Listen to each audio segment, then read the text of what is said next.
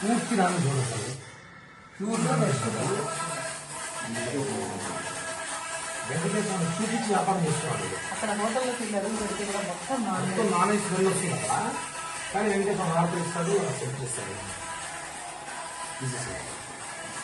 మల్లెపల్లె చాలా మంది అడుగుతారు ఈ ఐడియా ఎలా వచ్చింది అని.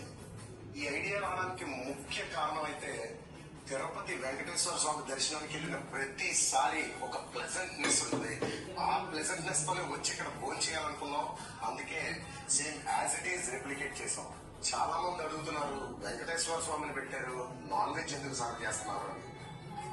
మేము చాలా చాలా చాలా భక్తి శ్రద్ధలతో వెంకటేశ్వర స్వామిని పరిగణిస్తున్నాం. అంతే శ్రద్ధతో స్వామి వారి ఎదురుగుండా పక్కన ఉన్న టేబుల్స్ లో మేము వెజ్ పెడతాం, నాన్ వెజ్ పెట్టాం. ప్రతి కస్టమర్ మేము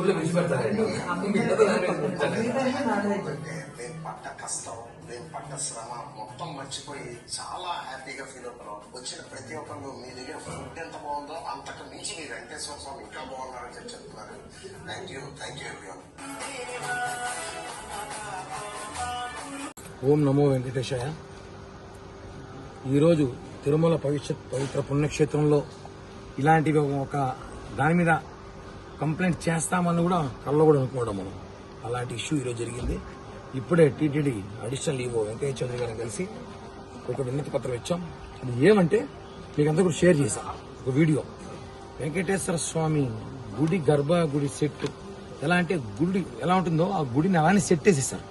జై విజయ, బంగారు ఆకిలి, రాములవారి పడి, కులశేఖర్ పడి పెట్టి ఒక అతను సెట్ వేశారు. అంటే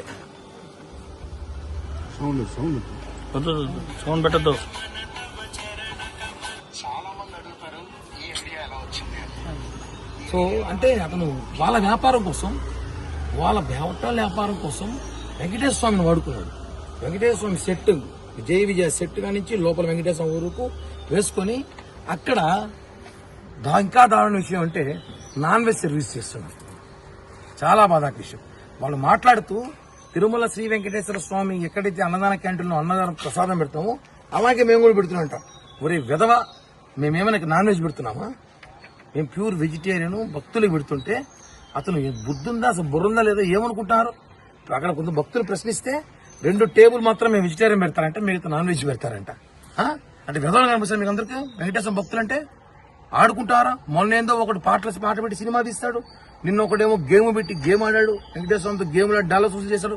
ఈ రోజు హోటల్ పెడతారు.